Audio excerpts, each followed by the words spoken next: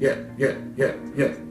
Back once again, Trey, with another Fish Out of Water Top 10 Hip Hop Album List of 2019. I previously recorded this, but it had the Kung Fu Flick thing going on where my audio was way ahead of my video and it was just looking sloppy. And I don't feel like re-editing and re-chopping up all that all over again. So I'm gonna make this quick. We're gonna be in and out. I'm just giving you the albums that I listen to in the hip hop and R&B genre of music this year. Top 10. Let's go. Number 10. This is why I had to do hip hop and R&B, because of albums like this. Tyler, the Creator, Igor.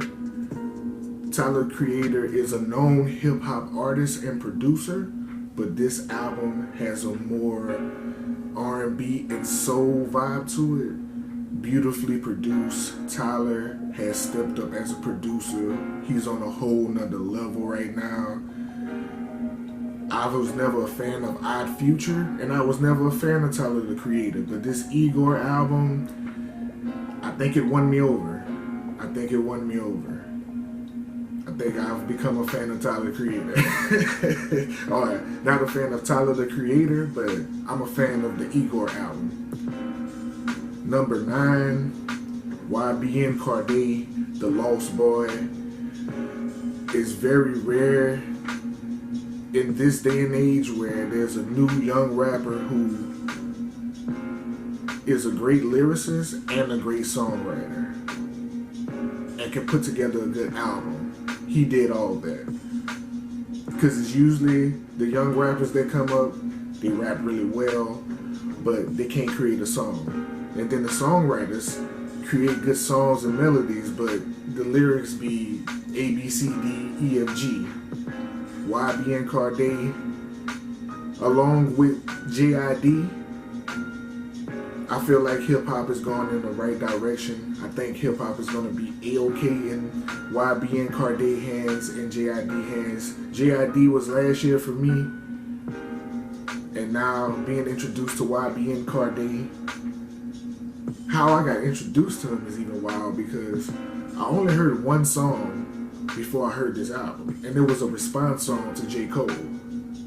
So to say I only heard one song and then he creates this, it's no way he just started rapping and then like that. This album is too well put together, or he got good people around him that is looking out for him. Either way, The Lost Boy, number 9 on this list.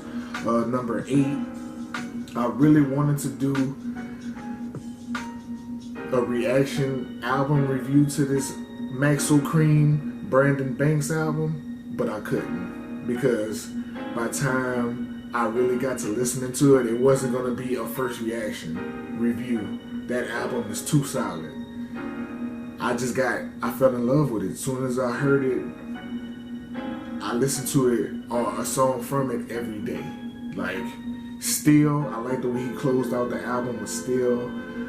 I like the way he opens the album with that first song. I can't think of it off the top of my head. I don't have the track list in front of me, but he opens the album fire and he closes the album fire, and everything in between it. He got something for the ratchet ladies. He got something for the street dudes. He got songs about how to handle your money and mishandling your money. He got stories on here.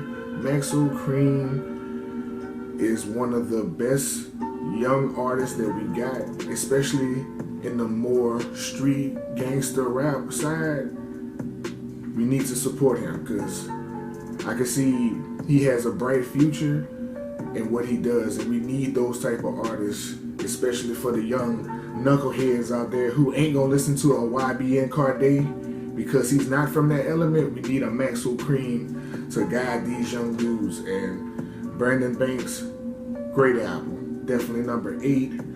Number 7, I really feel bad for putting Rhapsody Eve's album number 7, because he easily beat number 1, but it's number 7 for me because I definitely listen to Gibbs' album more. I definitely listen to Benny's album more.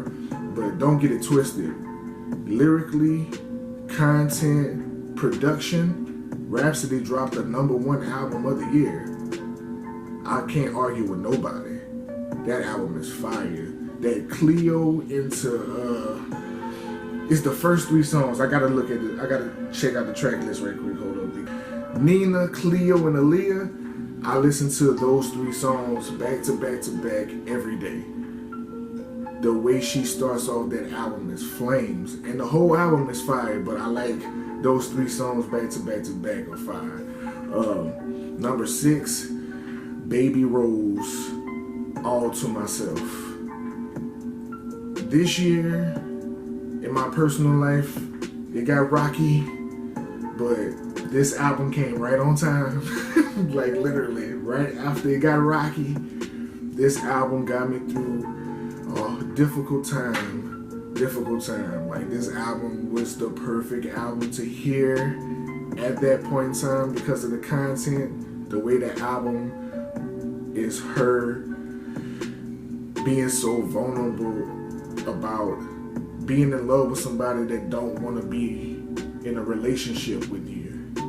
And you don't need to be in a relationship because yes, the relationship is toxic and the person is smart enough to realize that and moves on, but you're not ready to move on. I've been there. I was there. And she dropped that album right on time. That's why it's number 6, because I listened to that album all summer. I listened to Baby Rose album from when it dropped. I probably just stopped listening to it because I'm in a different mind space and I don't want to go back because that album gonna put me right back to where I was. That's how strong it is. But definitely, if you like good, sad, eat a tub of ice cream, R&B music, Baby Rose, All to Myself album, go check that out. It's perfect mood music for that. Number 5 is Ellie Dollar, Less, Original Playa. I was curious about this album because it was Les' first project that he produced the whole thing himself. So I wanted to see what he was going to do with that. And he did a great job producing this whole album. To say it was his first time, it sounded like he's a seasoned veteran producer. But I guess because he's been rapping so long and he's hands-on with Mr. Rogers with his project, he probably just soaked up a lot of game from all the producers that he worked with. Because Les, one thing I noticed with his career, he slowly soaks up game everywhere he goes. He soaked up the independent game from Slim Thug and Currency. Now he's working the underground very well. He slowly soaked up the game apparently from Mr. Rogers being a producer. Now he's producing his own albums and he always been a great rapper. So Les is, I've been listening to Les since 2009. So he been in this game a whole decade. Like he's one of my favorite artists of the decade. And to watch him grow and evolve into what he's become, it's been amazing, man. It's been amazing. It's always good to be a part of an artist's career from the very beginning and see them evolve. And I got to see that with Les. And Original Playa is definitely number 5, my top 5 this year because I listen to that album a lot, especially when I'm in the car and I need to get somewhere that's a nice little drive. Let's make the perfect car music. Number 4, Griselda, What Was She Gonna Do? It's self-explanatory. You see Griselda, you know the beats are gonna be hard. You know the verses is gonna be hard. You know they're gonna be talking about some gangster shit, and it's gonna be done in an exquisite, luxurious way. It's gonna be street and tough, but it's still gonna have some class and luxuriousness to it. It's like a gangster and a gentleman. That's the best way to describe any Griselda project. They hustlers, they from the street, they raw, they uncut, but they carry themselves respectfully, honorably, like gentlemen. But this album, What Was She Gonna Do, start to finish, no samples. Sound like it got samples on it. When it made it that I didn't have it that high on that list until I found out those beats didn't have no samples. it just took the project to a whole other level. Number 3, Beast 1333. If you like next level lyricism, if you're a lyrical miracle, if you like stringing together similes and metaphors and punchlines, and then if you like conspiracy theorists and you want some truth about what's going on with your food you're eating, the GMOs and what's going on with the government and the things they're doing, Beast 1333 is like watching a Bourne movie in lyric form. It's like watching what's that show on Netflix? Like, it's like watching a docu-series about the secrets that goes on in America and the government and society.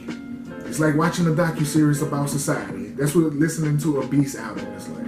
And Beast comes with it with great lyrics and flows. He threw me off with the first song. I'm not gonna lie, if you watch the reaction, the first song on that Beast album was kind of sketchy, but he went up from there and took off. My number 3 album. Definitely listen to that a lot, especially when I'm working out, because the lyrics and his delivery gets me pumped. Number 2, Benny the Butcher, The Plugs I Met, 7 songs, all fire. Sunday School might be the best song to come out hip-hop wise this year. Benny is super different. He's on another level right now. He's in another world lyrically. He's going crazy. Can't wait to hear what's coming up next. I saw on his Instagram live, Benny says he have a whole album with Harry Fraud already. Drop it. Drop that album with Harry Fraud. I can't wait to hear you and then hear La Musica Harry Fraud at the beginning of the song and see where you take me. But definitely, number 2, Benny the Butcher, The Plugs I Met.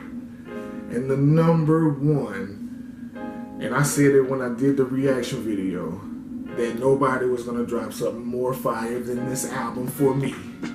Freddie Gibbs, Bandana. It was number 1. It was number 1 when it dropped, and it remained number 1 throughout the whole year. The hardcore street tales and lyricism of Freddie Gibbs with the beautiful artistic range of Mad Lib beats come together like a perfect marriage, and it's just beautiful to listen to. Takes you on a crazy ride with so many beat transitions and changes and so many stories and the ups and downs that Freddie went through.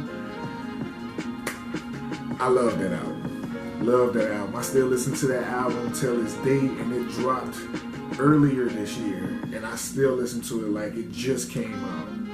Freddie Gibbs, Bandana, for sure. But one thing I can say, 1 through 7 on my list could be number 1 on anybody's list. I don't care. Those albums could be number 1 on anybody's list, but that's just my humble opinion. That's what I was listening to the most. I didn't do this list off of what was the most popular, what sold the most. I did it off of what I played the most. That would have to make sense of being your albums of the year, what you listen to the most. K Reno didn't make the cut because I still haven't finished listening to the whole album yet, but definitely an honorable mention. Go get that K Reno. Definitely one of the best albums I still have 6 songs left, but the 6 songs I've heard, or 6, 7 songs that I heard, K Reno going crazy. Mind Vision, go get that. But number 1 hip hop album I heard this year, Freddie Gibbs, Bandana. It's Gibbs, huh? And Mad Lib, they did that. So you're gonna see what's coming out 2020. I hate to have to re-record this, and I just wanted to make it quick because I didn't listen to enough rap albums all over again. It's hurt my head. It's hurt my head. I don't want to hear no more hip-hop music no time soon for the next 2 weeks. But let me know in the comments what's y'all top 10 hip-hop albums. Till next time. Oh no, subscribe, like, put in the comments what's your top 10 hip hop albums if you're a hip hop listener. Thank y'all for watching. Peace.